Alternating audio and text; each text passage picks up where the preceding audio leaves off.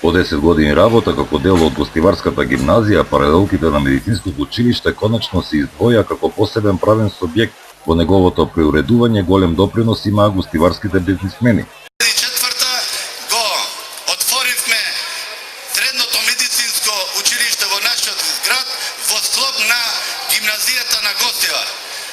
Не е лесна работа да дојдеш до независно училиште, помина една децење, 10 години, еве денеска, во најдобриот ден, во 2014, во 2 јуни, ние го отвараме средно медицинското училиште као независна со својот директор Агрон Алини.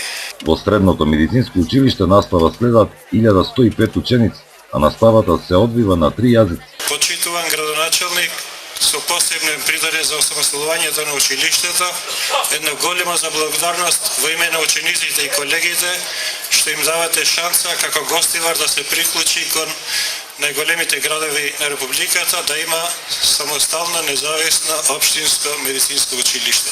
Учениците се задоволни од наставниот кадар, како и од условите во училиштето. Задоволни сме од нашата настава, професорите се трудат да дадат се од себе.